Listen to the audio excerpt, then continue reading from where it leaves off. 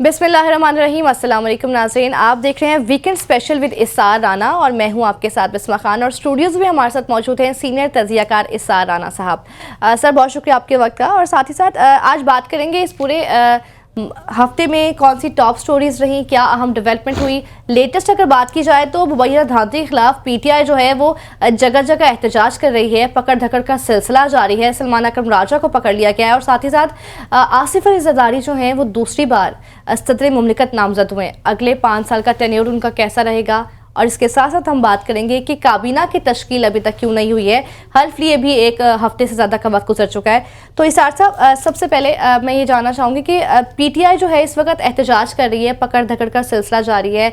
लतीफ़ खोसा के भी पकड़े जाने की इत्तलात हैं। तो जो एक पॉलिसी डेवलप हुई थी कि ज़ीरो टॉलरेंस है एहतजाज के ख़िलाफ़, उस पर हुकूमत जो है वो अमल पैरा है। नहीं, एहतजाज के ख़िलाफ़ तो ज़ीरो टॉलरेंस सच पूरी दुनिया में कहीं नहीं हो सकता। एहतजाज तो हर मुल्क में सियासी जमातों का और हर शख्स का एक उसका बुनियादी फंडामेंटल राइट है, वो किसी चीज़ पे भी प्रोटेस्ट कर सकता है। ये कोई जंगल का कानून तो नहीं है कि जहाँ पे कोई एहतजाज नहीं कर सकता बादशाह की या शेर की मर्ज़ी के बगैर। तो ये तो कोई खैर लॉजिक नहीं है।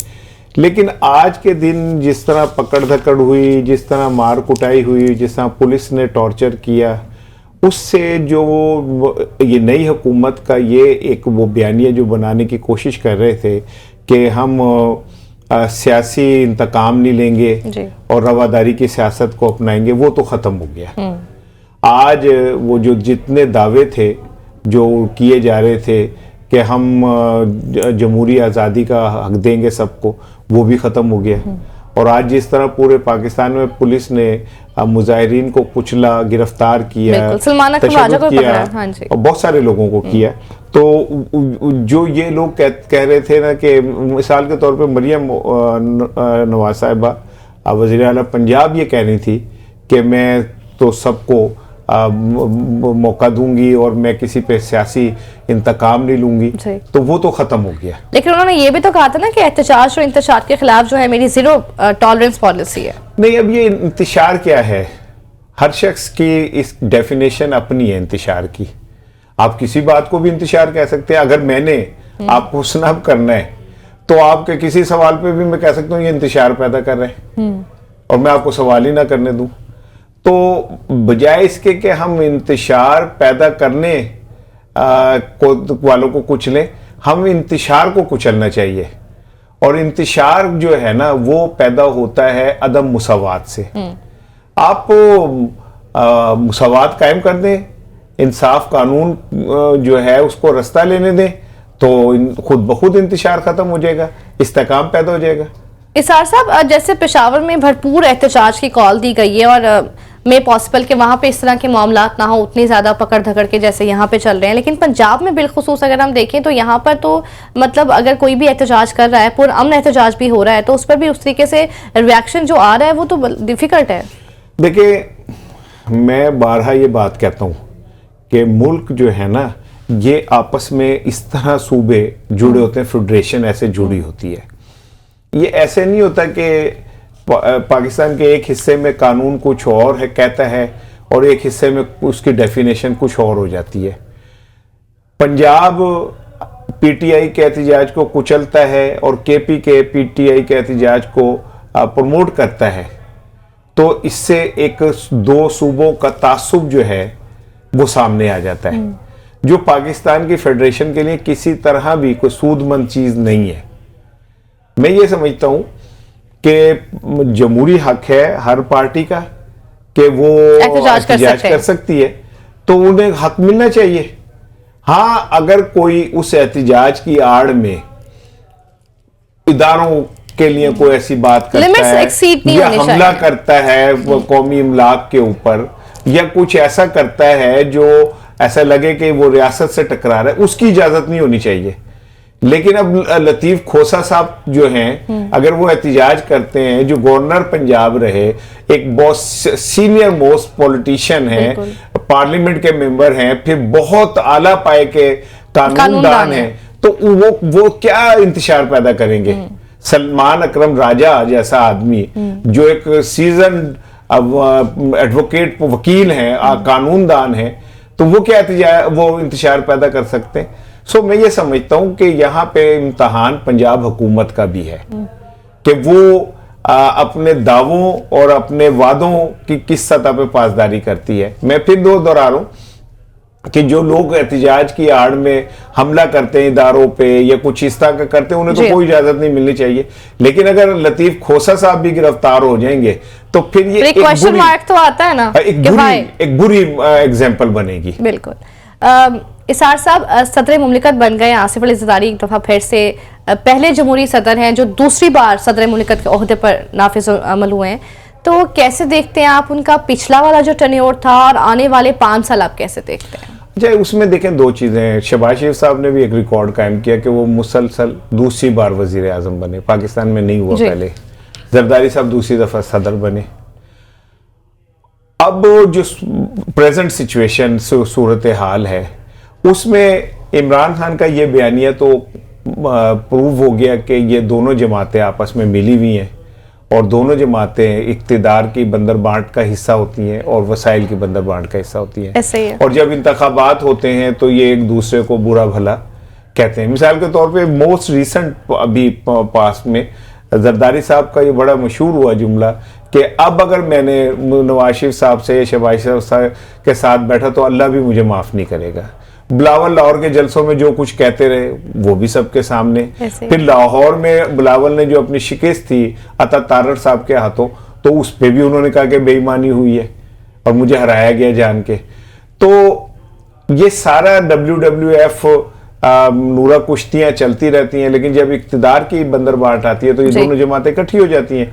लेकिन अब सवाल ये पैदा होता है कि जो पाकिस्तान को चैलेंजेस हैं, क्या ये दोनों जमातें उनको मीट कर लेंगी, उन चैलेंजेस का मुकाबला कर लेंगी?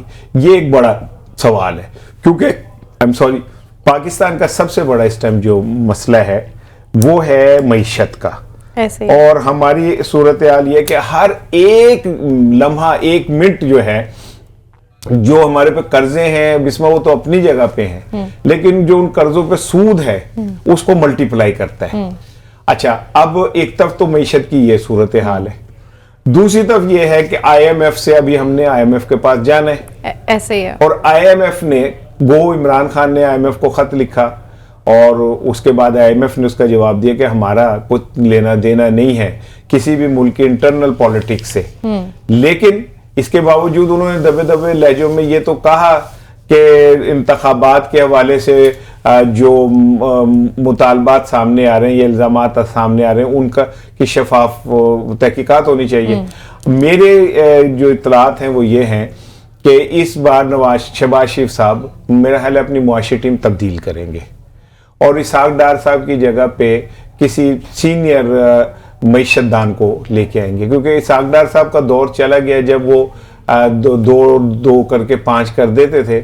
अब हालात सिचुएशन चेंज है। अब ये मईशत एक साइंस है, इसको हम जुगाड़ों से नहीं कर सकते। चैलेंजेस हैं, माशी हालात बहुत ज्यादा हमारे खराब हैं। अभी IMF का अगला प्रोग्राम आने वाला है फौरी तौर पर हासिल करने, किस तरह से माशी हालात ठीक होंगे? डेफिनेटली अभी IMF ने जो नई शराइत लगानी है ना वो बड़ी कड़ी होनी है। इसमें आप देखें कि 16% तो GST का उन्होंने कहा है कि मजीद बढ़ाएं। तो आम आदमी जो है, अब देखें जो गैस की कीमतें हैं, कहा तो ये जाता है कि ये कुछ 67 पॉइंट समथिंग बढ़ी, लेकिन अगर आप कैलकुलेट करें तो निगरानों के दौर में 400% से ऊपर गैस महंगी हुई। ठीक है, बिजली जो है वो 200% से ऊपर चली गई। अभी मजीद भी ऊपर जाएगी, गर्मियां आ रही हैं। बिल्कुल, और अभी गर्मियां आ रही हैं, गैस अब मौजूद नहीं है। पूरी सर्दियों में आपने गैस की लोड शेडिंग देखी। ऐसे ही है। अब ये रमजानों में भी ये इस तरह की सिचुएशन होगी। तो मईशत अपनी जगह पे, फिर जो सरकारी इलले तलले हैं ना, मिसाल के तौर पे बिजली मेरे और आपके लिए तो बड़ी महंगी है, लेकिन जो वापडा से मुंसलिक हजारों मुलाजमीन और अफसर हैं उनके लिए बिजली फ्री है। भाई मैं अगर फर्ज करें कि एक चैनल पे काम कर रहा हूँ, टैलेंट पे, तो ये थोड़ी होगा कि केबल मुझे फ्री हो जाएगी। मुझे तो पैसे देने चाहिए। बिल्कुल ऐसे ही है। इसी तरह मैं एक मिसाल देता हूँ, 90,000 सरकारी गाड़ियां हैं गवर्नमेंट ऑफ पाकिस्तान की, जबकि बरतानिया की कुल रियासत की जो सरकारी गाड़ी है वो 90 के 95 है। अब आप अंदाजा करें 90,000 गाड़ियों में रोजाना पेट्रोल डलता होगा ना, ऐसे ही है, वो इस्तेमाल होती होंगी ना, तो लाखों लीटर जो करोड़ों रुपए का तो खाली पेट्रोल ही गाड़ियों में डल जाता है। बिल्कुल। अभी मैं एक सीएम साहब के किसी जगह आमद देख रहा था, तो मैंने गाड़ियां गिनी, 34 गाड़ियां उनके साथ थी। अच्छा। अब वो 34 गाड़ियां जो थी उनमें पेट्रोल डल रहा है ना, बिल्कुल। एक गाड़ी के अंदर कम से कम 4 से 5 लोग बैठे हुए ना, वो तनख्वाहें ले रहे हैं ना। फिर जो सीएम साहब के साथ एक ही तरह की वो 70-80 करोड़ वाली गाड़ियां थी, वो 3-4 थी, तो 2-2.5 अरब रुपए की तो वो गाड़ियों में ट्रेवल कर रहे थे। फिर उनके पीछे जो गाड़ियां थी उनका पेट्रोल लगा के उनका जो एक विजिट है वो ही कोई कौम को 4-5 करोड़ रुपए का पड़ जाता है।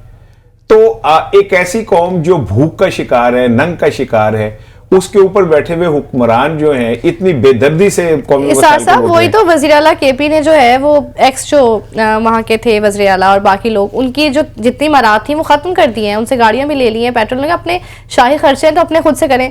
सदर मुमलिकत की बात करें तो पिछले वाले टेन्योर में उनका 18वीं तरमीम, आईनी तरमीम एक बड़ा उनका उसमें रोल रहा है।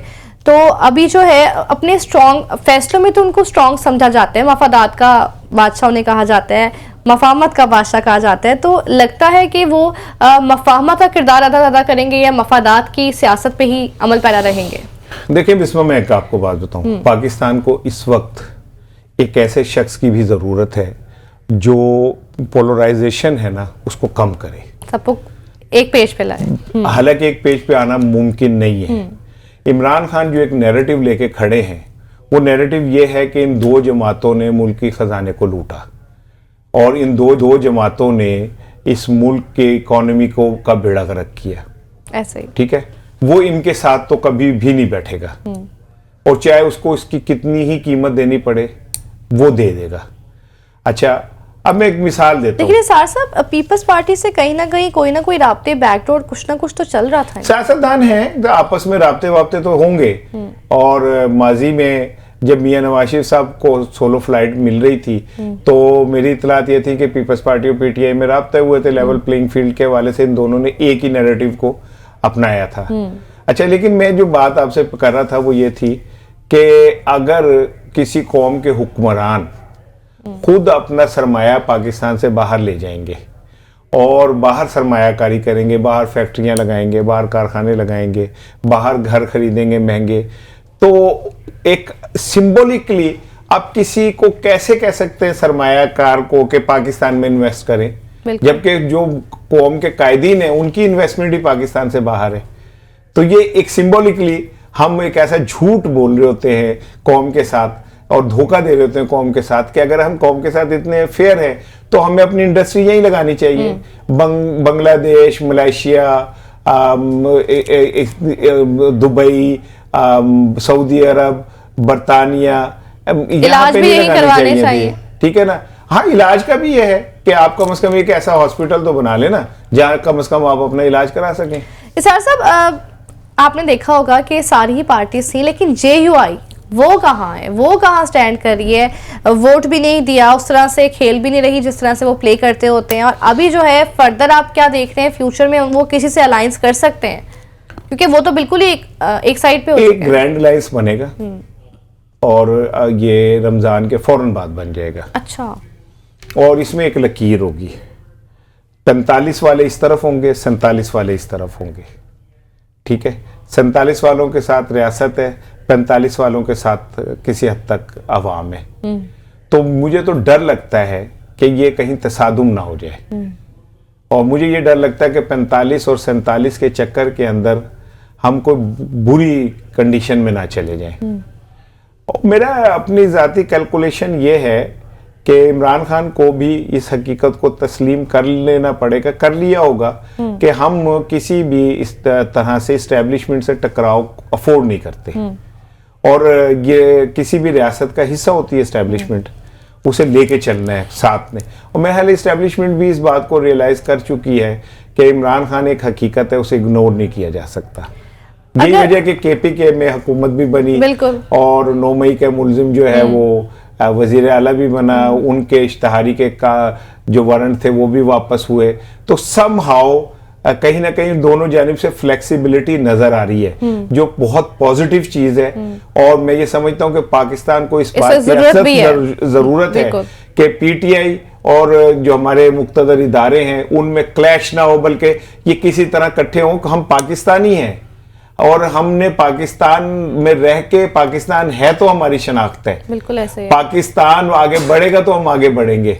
मेरे ना तो पास इतने पैसे भी नहीं है कि मैं अपने बच्चों को बाहर भेज दूं, इतने भी नहीं है कि यहाँ पे उनके कोई अच्छा फ्यूचर बना दूं। तो जिनके पैसे बाहर हैं, जिनके फ्यूचर बाहर हैं, मैं उनकी तो बात नहीं कर रहा। लेकिन इमरान खान एक ऐसा आदमी है जिसका कुल असासा पाकिस्तान में है, उसका बाहर कोई असासा नहीं है, उसके पाकिस्तान में भी कोई अनफेयर मीन्स सामने नहीं आए। तो एक अच्छा खरा आदमी है और मैं अपनी इस्टेब्लिशमेंट को भी पे भी मेरा ट्रस्ट है कि वो पाकिस्तान के मुहाफिज हैं, पाकिस्तान के मुफादात के मुहाफिज हैं। तो फिर क्यों नहीं आपस में, अगर कहीं देखें एक घर के अंदर भी बहुत सारे क्लैशेस पैदा हो जाते हैं, लेकिन घर की सलामती के लिए उन क्लैशेस के नतीजे में घर तबाह नहीं करते, ऐसे बल्कि हम उन क्लैशेस को खत्म करते हैं ताकि घर चलता रहे। तो मेरी भी ये दरखास्त है कि पीटीआई इस्टेब्लिशमेंट को थोड़ी सी नरमी का मुजाहरा करें, एक दूसरे के करीब आए ताकि मुल्क आगे बढ़ सके। बिल्कुल। इसार साहब, अगर हम बात करें आसिफ अली जरदारी एज कंपेरेटिवली महमूद खान अचकजई, तो महमूद खान अचकजई उतने स्ट्रॉन्ग तो नहीं है उस तरह से जिस तरह से आसिफ अली जरदारी को स्ट्रॉन्ग लीडर समझा जाता है, और महमूद खान अचकजई को जो है बलूचिस्तान से भी वोट नहीं मिले, क्या वजह? देखिए, अचकजई और जरदारी साहब में फिर वही वाली बात होगी कि 45 और 47 की लड़ाई थी। अचकजई थे 45 वालों के तर्जुमान और आसिफ जरदारी 47 वालों के, और 47 वालों के साथ रियासत खड़ी है। तो ये मुमकिन नहीं था कि 45 वाले जीत जाएं या हो सके। हमने कैलकुलेशन की थी, कोई वोट तो मिलता। हाँ, वो बलूचिस्तान में जो लोग हैं, बलूचिस्तान, ये भी एक सिंबॉलिक अचकजई साहब को उनकी जो का भी थोड़ा सा इशारा किया है, तकरीर थी, उसका जवाब उन्हें मिल गया कि आपको अपने घर से जो है भी वोट नहीं मिलेगा। बिल्कुल। वो एक कौमी असम्बली की जो उनका खिताब था, ये उसका जवाब था। लेकिन अब आपने कहा कि लीडर दोनों में कौन बड़ा था, तो लीडर खाली ओहदों से नहीं होता। ये जरूरी नहीं कि जिसके पास ओहदा है वो लीडर है। लीडर तो मैं एक मिसाल देता हूं कि इस टाइम देखा जाए तो सदर आसिफ अली जरदारी, वजीर आजम शहबाज शरीफ, वजीर आला मरियम साहिबा, यानी दो खानदानों के लोगों में हुकूमत चल रही है। इसार साहब, पीपल्स पार्टी फाउल प्ले तो कभी नहीं करती, हमेशा अपना एक सेफ साइड रख के ही खेलती है। आप देखें सेनेट में सीट उनकी, स्पीकर उनका, वज़ीर आला उनका, 2 सूबों का, अब सदर भी जो है वो आसिफ अली जरदारी बन गए, तो बेनिफिशियरी तो रहे हैं ना ये। नहीं, मैं ये कह रहा हूँ कि आसिफ अली जरदारी एक सियासतदान है, ठीक है। मैं उन्हें लीडर नहीं मानता, मैं उन्हें सियासतदान मानता हूँ। लीडर तो कोई वो ऐसा बंदा होता है जो जेल में बैठा हो और उसके हाथ पांव भी बांधे हों, जिसको आंखों पे भी पट्टी बांध दें, जिसके जबान पे भी पाबंदी लगा दें, जिसके हिलने पे भी पाबंदी लगा दें, और फिर वो जेल से बैठ के जीत जाए। This is what the leadership is. जो लोग ये कहते थे कि इमरान खान अपनी तंजीम नहीं बना सके, इमरान खान ने साबित कर दिया कि मैं जेल में बैठ के मेरी पार्टी के ऊपर पाबंदी लगा दें, निशान छीन लें, गिरफ्तारियां कर लें, इलेक्शन कैंपेन ना करने दें, पोलिंग एजेंट ना बैठने दें, मैं फिर भी जितवा दूंगा। तो यही तो लीडरशिप होती है। तो उन्होंने साबित किया कि मैं लीडर हूं। और मैं ये समझता हूं कि पाकिस्तान में बड़े बड़े जबरदस्त सियासतदान हैं। जरदारी साहब बहुत बड़े सियासतदान हैं, नवाज शरीफ साहब बहुत बड़े सियासतदान हैं, शहबाज शरीफ साहब बहुत बड़े सियासतदान हैं, लेकिन लीडर एक ही है, इमरान खान। अच्छा इसार साहब, हुकूमत जैसे अभी इत्तेहादी कोलिशन हुकूमत बनी है, जैसे पहले भी बनी थी पीडीएम के दौर में, तो इस हुकूमत को अगले 5 साल कंप्लीट करते हुए देख रहे हैं, क्योंकि दोनों ही जानिब से खूब बयानबाजी का सिलसिला पिछले दिनों जारी रहा इनके इत्तेहाद होने से पहले। तो अब आपको लगता है कि इत्तेहाद 5 साल टिक पाएगा? नहीं, पहले भी जो नवाज शरीफ साहब की हुकूमत में पीपल्स पार्टी इत्तेहादी थी, और लेकिन वो 1 साल 1.5 साल बाद ही उन्होंने अपनी वजारतें जो थी वो वापस ले ली थी, अलहदा हो गए थे। इस बार जरदारी साहब बड़ी स्मार्ट गेम खेले, उन्होंने वो सारे ओहदे लिए जो 5 साल चलेंगे। बिल्कुल, ठीक है ना। और मियाँ साहब को वो ओहदे दिए हैं, चाइना का माल पकड़ा दिया है, चले तो 5 साल, ना चले तो 6 महीने भी ना चले। और मुझे जो लग रहा है वो ये है कि रमज़ानों के बाद एक बहुत बड़ा अलायंस सामने आने लगा है और ये एहतिजाजी अलायंस होगा। मौलाना फजलुर रहमान साहब कहते थे कि मैं ज़मीन इतनी गर्म कर दूंगा कि पीटीआई वालों के तलवे जल जाएंगे, लेकिन इस बार तो ज़मीन ठंडी करने वाले वो हैं। तो अगर वो ज़मीन ठंडी करके देंगे, पीटीआई को एक लंबे अरसे का एहतिजाज का एक्सपीरियंस है। मौलाना फजलुर रहमान साहब के पास ऐसे लोग मौजूद हैं जो डंडी पट्टी एहतिजाज को कामयाब कर सकते हैं। तो अगर ये कम्बिनेशन बन जाता है, ये लिथल वेपन बन जाएगा। और ये लिथल वेपन जो है इस हुकूमत को नहीं चलने देगा। कुछ ये हुकूमत और कहते कुछ उंज भी रामा औखे सन, कुछ सानू मरन दा शौक भी सी, ठीक है, कुछ शहर के लोग भी जालिम सन, कुछ उंज भी रामा औखे सन, कुछ गाली जगम दा तोक भी सी, कुछ शहर के लोग भी जालिम सन, कुछ सानू मरन दा शौक भी सी। कुछ तो वो लिथल वेपन होगा इनका, कुछ इनकी अपनी कमजोरियां होंगी, ठीक है ना। और ये उस एहतिजाज को खुद, अभी मैं एक छोटी सी मिसाल देता हूँ। अभी मैं एक फुटेज देख रहा था कि एक चैनल के ऊपर के वो जहाँ पे जीपीओ लाहौर में जब पुलिस टॉर्च वो कर रही थी और वो तशद्दुद हो रहा था, तो गाड़ी में, एहतिजाज करने वाली गाड़ी में तो 3-4 बच्चे छोटे छोटे बैठे थे और वो बड़े परेशानी के आलम में ये देख रहे थे। तो क्या ये बच्चे इस तशद्दुद को भूल जाएंगे? इम्पैक्ट छोड़ता है उनके माइंड। तो फिर आप क्यों ऐसा कर रहे हैं? आप अपने छोटे से मुफादात के लिए पाकिस्तान की जमहूरियत की शक्ल कितनी बिगाड़ेंगे? अभी तो 2 दिन में रमज़ान आने वाला है। इसार साहब देखेंगे कि रमज़ान में कैसे रिलीफ देते हैं आवाम को। नाज़रीन, यहाँ एक छोटा सा ब्रेक शामिल करते हैं, आप साथ रहिए।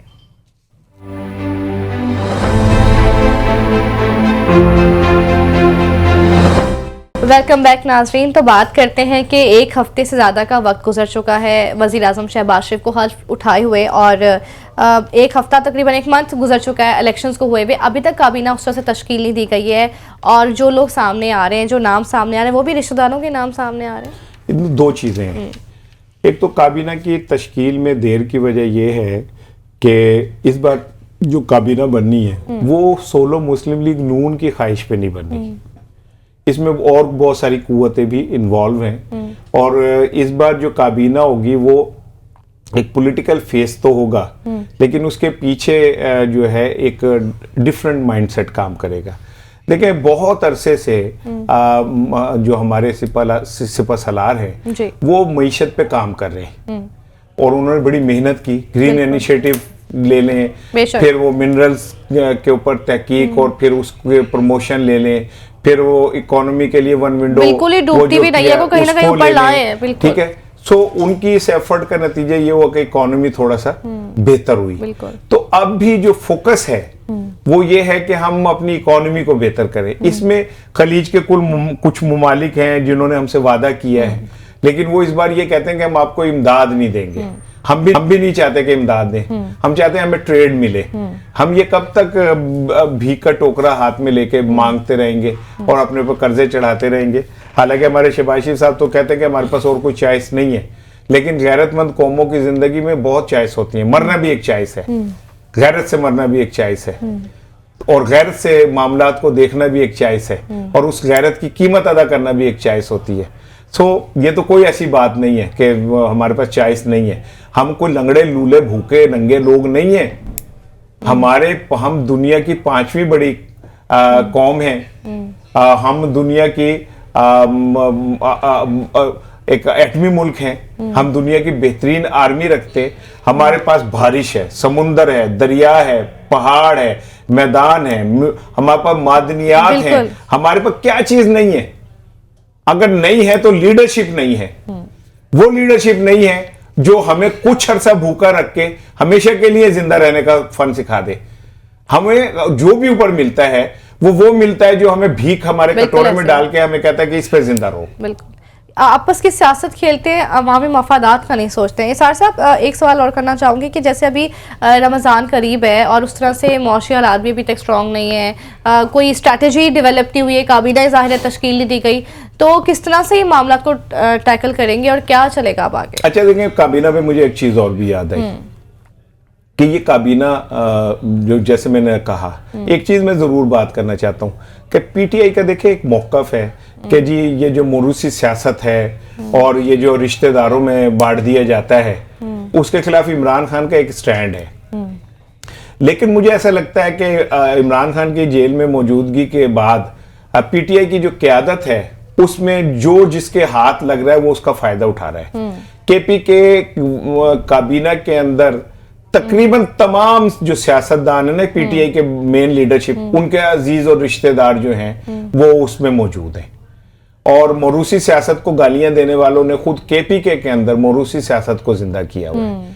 किसी का भाई है, किसी का भतीजा है, किसी का चाचा है, इवन मरवत साहब के भाई जो हैं वो भी मेरे ख्याल है मुशीर हैं।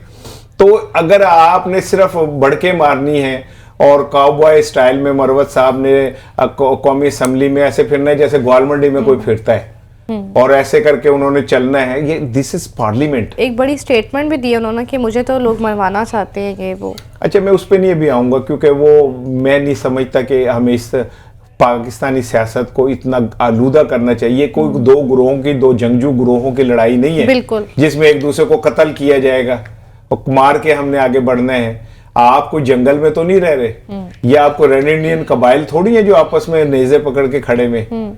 तो मैं ये समझता हूं कि केपी में पीटीआई को इस बात को समझना चाहिए कि जिन वर्कर्स ने कुर्बानियां दी और फिर इलेक्टेड मेंबर्स को आगे लेके आए आप, ये रिश्तेदारों अजीजों की अगर केपी के में वजारत काबीना बनानी है तो this is shameful. Mohsin Naqvi का भी एक किरदार सामने आ रहा है कि उनको चेयरमैन पीसीबी तो वो हैं ही, उसके साथ साथ उनको जो है मुशीर दाखिला भी बनाए जाने की कुछ इत्तलात हैं, उसके बारे में बताएं।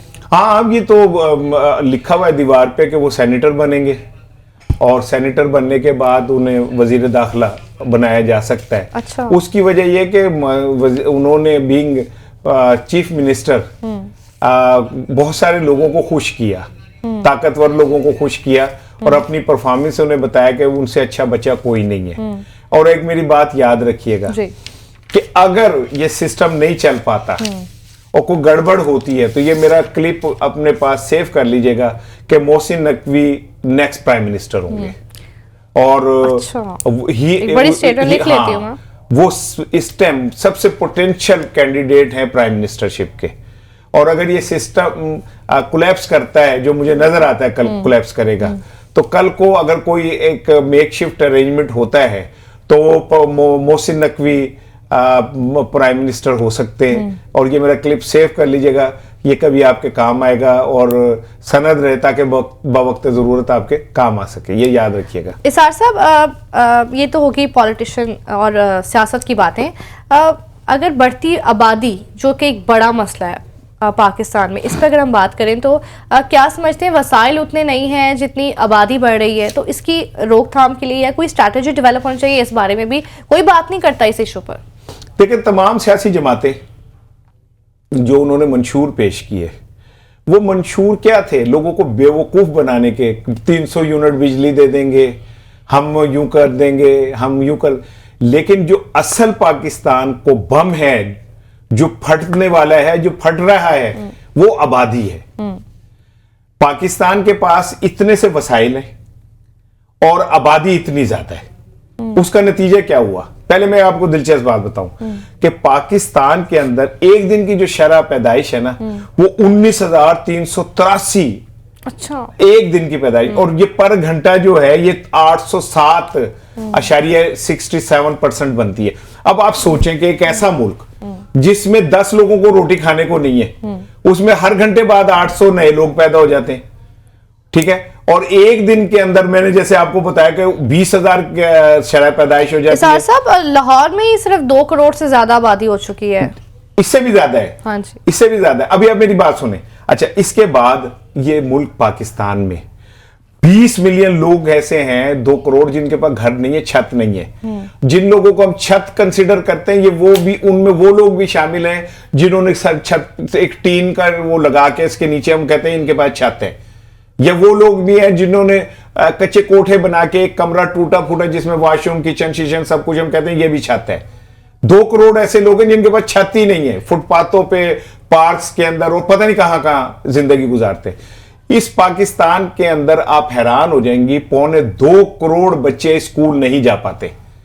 हम जो बातें कर रहे हैं ना, इतनी बातें करते हैं, एक अच्छे से स्कूल में जाते हैं, वहां जाके हम बच्चों से कहते हैं क्या पढ़ रहे हो तुम, तो जो 2.25 करोड़ बच्चे, 1.62 करोड़ बच्चे जो हैं, उनका फ्यूचर की जिम्मेदारी कौन लेगा, कौन उसका जिम्मेदारी। अब आगे सुने, फूड सिक्योरिटी। हमारे यहां जो पाकिस्तान में खाने का तस्वुर है ना, जो दुनिया में खाने का तस्वुर है, उससे बिल्कुल हटके है। अच्छा, ग़िज़ाइयत तो छोड़ दे, हिफ्ज़ान सेहत को भी छोड़ दें। हमारे यहाँ तकरीबन 1.5 से 2 करोड़ लोग फूड सिक्योरिटी का शिकार हैं, जिनको खाने को है ही कुछ नहीं।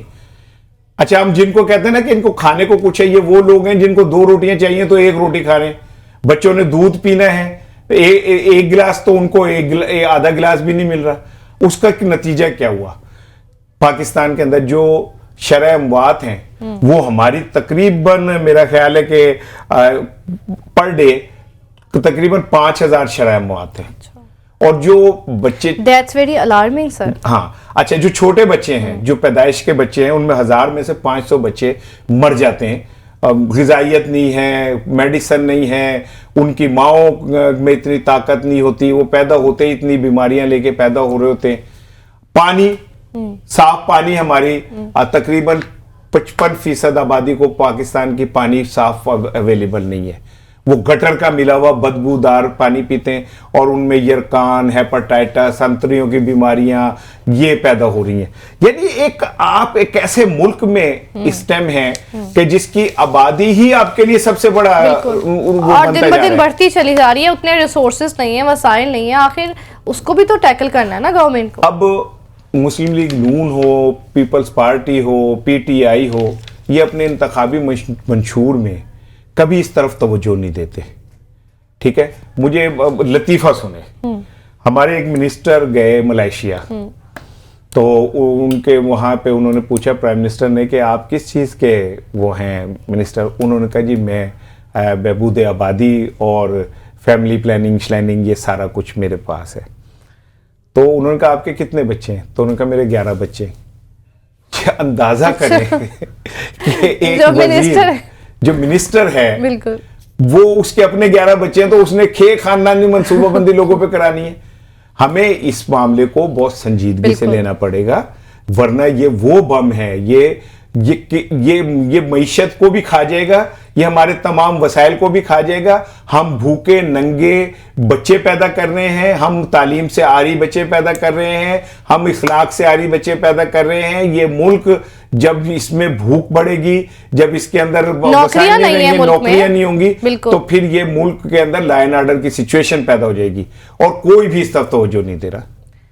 इसार साहब, आप जैसे कि अभी आपने बात करी कि हमारी मईशत भी जो है वो काफ़ी ज़्यादा अनस्टेबल है, हमारा पॉलिटिकल निज़ाम इतना अनस्टेबल है, तो हमारी मईशत भी अनस्टेबल है, और साथ ही साथ ये जो आपने बड़ा अच्छा एक इशू रेस किया है बढ़ती हुई आबादी के से, तो क्या लगता है मईशत को कंट्रोल करने के लिए अब जो नई हुकूमत आई है, इनके पास कुछ अच्छी स्ट्रेटजीज होंगी, अगले 5 साल ये कुछ डिलीवर कर सकेंगे? क्योंकि पहले तो बहुत ज़्यादा जो है लोग परेशान हैं ऑलरेडी। अब पाकिस्तान में जो एक सर्वे के मुताबिक हर 6ठा आदमी जो है वो बेरोजगार है। अच्छा, इसमें हम उन 5 लोगों को जिन्हें रोजगार वाला कह रहे हैं, इनमें वो लोग शामिल हैं जो रोजाना के 100 रुपए भी कमाते हैं। यानी 100 रुपए में तो पानी की बोतल नहीं आती, वो घर कैसे चला सकते हैं? 100 रुपए का तो मेरा किलो आटा नहीं आता, तो वो कैसे खाएंगे? ठीक है, अब पाकिस्तान एक ऐसा मुल्क था, ज़रई मुल्क है, लेकिन अब $5 अरब का सालाना तेल खुर्द नहीं मंगाते, 5 से 6 अरब डॉलर की दालें मंगाते हैं खाने के लिए। 11 अरब रुपए का तो हमारा इंपोर्ट सीधा सीधा सालाना यही है। अगर हमने अपने वसाइल बढ़ाए होते, आबादी को काबू किया होता, एक घर में 5 लोग हैं और उनके पास खाने को 2 किलो आटा है, तो आधे भूखे ही रहेंगे ना।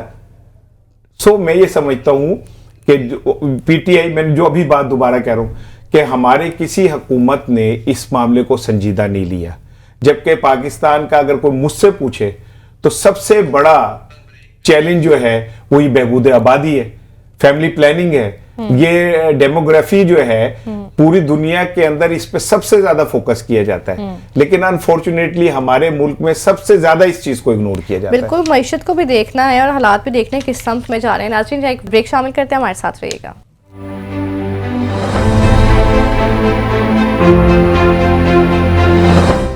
वेलकम बैक नाज़रीन। तो आवाम को रिलीफ देना किसी भी हुकूमत की अव्वलीन तरजीह होनी चाहिए। तो इसार साहब, अब जैसे कि रमज़ान आ गया है, 2 दिन रह गए हैं, चारों सूबों ने जो अपने अपने रिलीफ पैकेजेस दिए हैं, क्या कहेंगे उनके बारे में?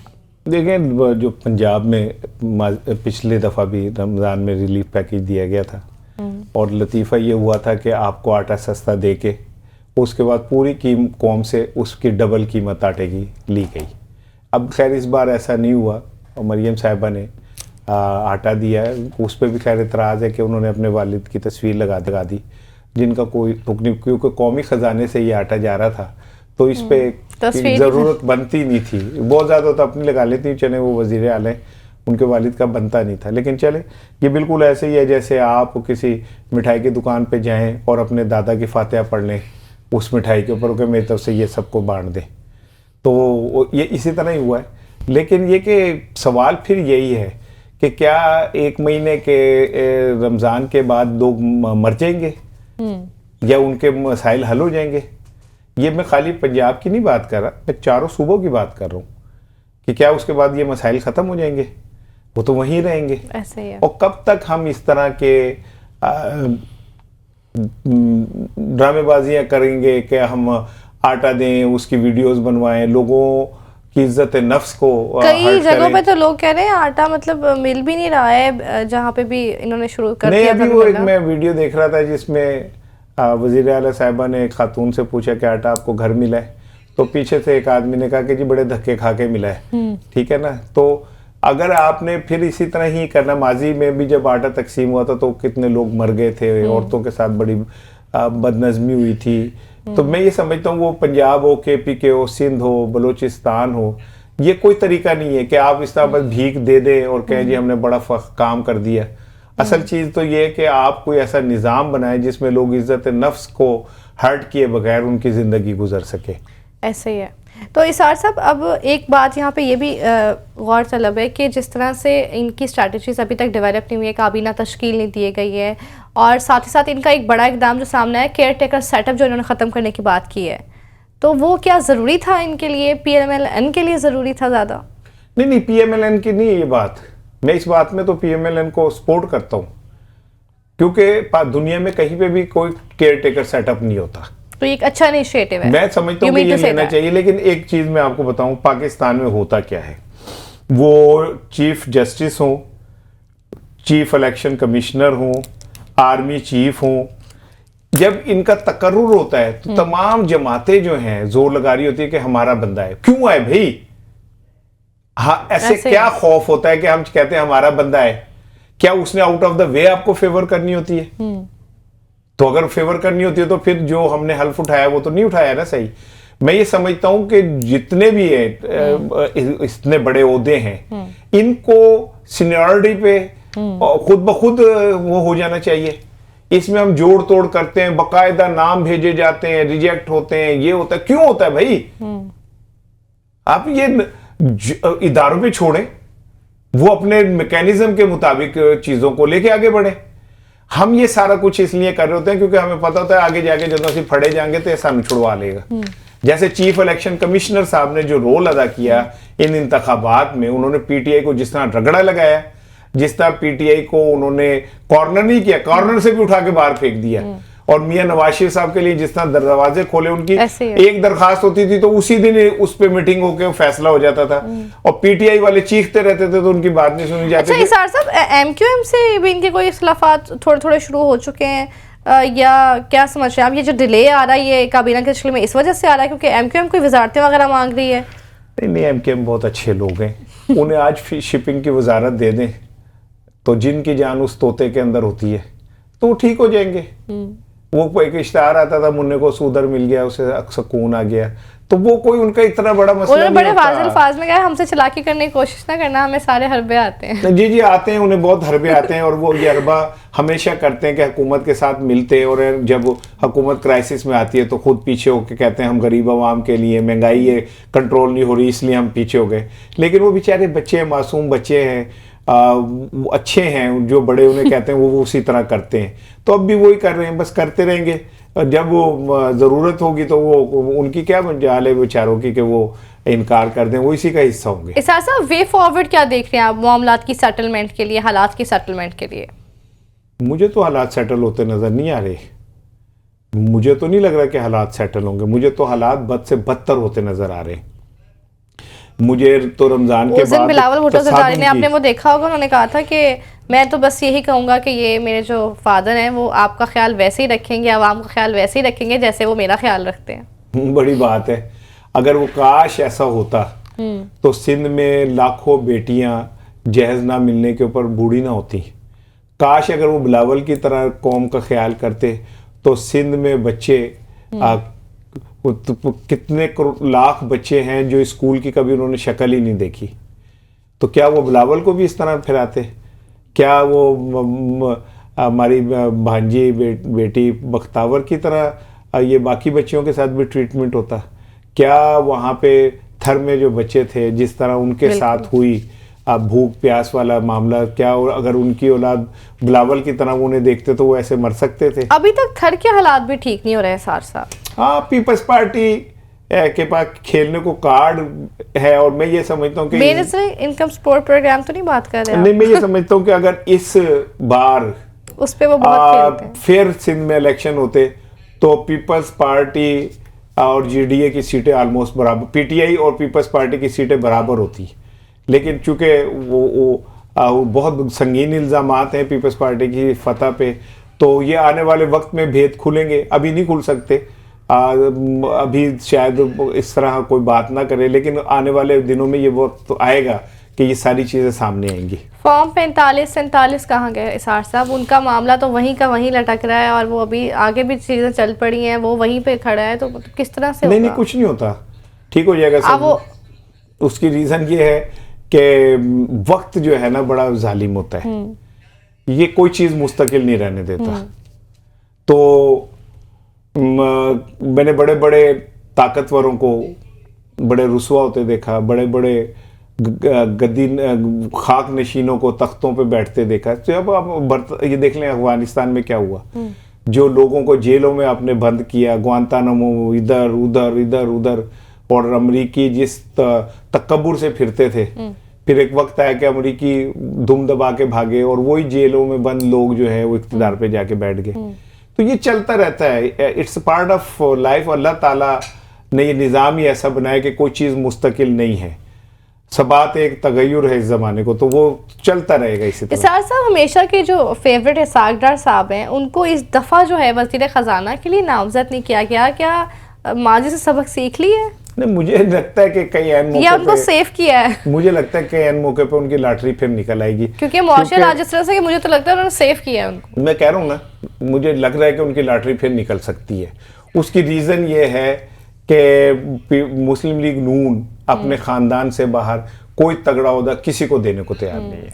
ये वज़ीर ख़ारजा के लिए उनको जो है वो मैं यही नॉमिनी है बड़े स्ट्रॉन्ग। वो वज़ीर ख़जाना नहीं होंगे तो वज़ीर ख़ारजा हो जाएंगे, लेकिन रहेंगे वही लोग रहेंगे। तो ये किसी नए पे ट्रस्ट क्यों नहीं करते? आखिर नए को आजमाएंगे तभी तो पता चलेगा ना। वही जो 2-4 लोग हैं उन्हीं के इर्द गिर्द घूमती रहती है सारी सियासत। नए आ रहे हैं, मरियम साहिबा नया फेस है ना, पहली दफ़ा आई है, तो आगे से अपने मुशीर और जो अपने वज़ीर दाखिला वगैरह उनको भी तो रखना चाहिए ना। एक माशाल्लाह नई खेप जो है, नई नस्ल तैयार है इक़्तिदार के लिए, तो हो सकता है आने वाले दिनों में जुनेद साहब को सियासत में आए और वो नेक्स्ट चीफ मिनिस्टर हों और मरियम साहिबा चीफ वजीर आला हो जाए। प्रेडिक्शन तो इस तरह ये क्योंकि साफ लिखा हुआ नजर आ रहा है, क्योंकि ये मुल्क बिलावल भुट्टो साहब का, मरियम साहिबा का, बख्तावर साहिबा का, जुनेद साहब का, इन लोगों का है।